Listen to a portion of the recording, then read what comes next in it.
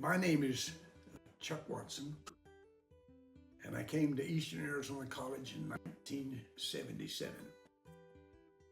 A letter came to our home in Pleasant Grove, Utah, inviting me to fill out an application for a one-year position coming available at Eastern. We did and got invited to Thatcher to be interviewed by Dr. Ralph Orr. My assignment was a one-year appointment, and I knew it going in, and Ralph Orr made it doubly clear that I was coming for 1 year. I had to get a second contract before I was permanent faculty. At the end of the first year, I got a phone call from a man at Dixie College in St. George, Utah. And he said to me on the phone, Mr. Watson, your name has come to us and you are what we are looking for. I can't promise you the job, but I'm pretty sure you'll get it if you fill out an application. I said to the gentleman, will you hold for a minute or so? And he said, surely. So I walked from my office over to Tom Scott's office, and I picked up the phone and I called Ralph Orr, and I said, Ralph, I got a man on the phone here from Dixie in St. George, and he is enticing me to put in an application to Dixie. And Ralph said, why are you telling me this? And I said, Ralph, I don't have a contract for next year. And Ralph said, it'll be in your box by 4 o'clock. So I went back to the telephone and I thanked the man from St. George profusely for his interest, for his invitation. But I said I was going to be in Thatcher at Eastern for the duration. And I've often reflected about that moment in time and the ramifications that it would have for the trajectory that it placed my whole family on. So we stayed at Eastern, and I'm glad we did.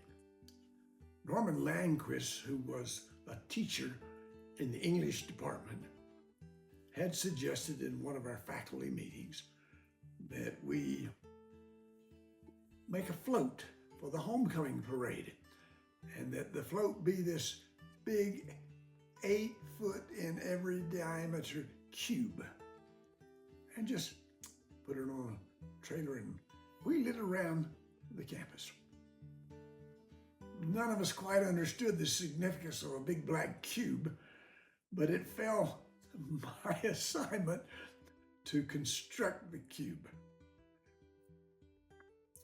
In the construction, it dawned on me that maybe we could improve on the idea by building that cube around a golf cart or a three-wheeler, and having our blind sociology professor, Monty Smith, drive it, and then watch the reaction of the crowd when we unveil Monty having driven a float in the parade.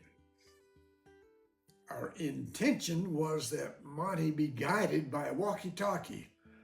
We would tell him when to turn, when not to turn, when to stop, when to go.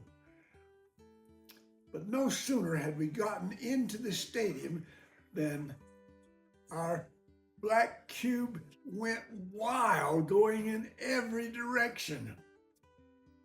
We finally caught up with him and we said, Monty, where are you going? And Monty said, can't hear a word you're saying. Not only was our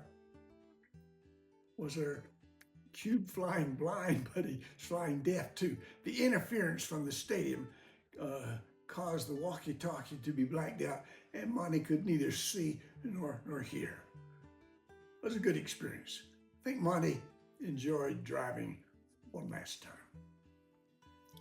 My assignment was both semesters of U.S. history, and that's what I was. I was a history teacher. I was in the process of getting a doctorate in U.S. history, primary emphasis from the early colonial period up through the American Civil War and Reconstruction.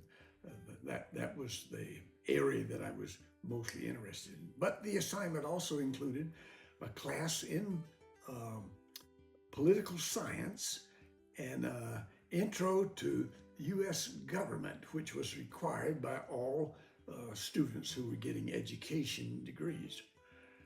In addition, I had a class each semester in Intro to Philosophy. And it was the class in Intro to Philosophy where we had all of these discussions that students seem to remember as being part of that class and discussion.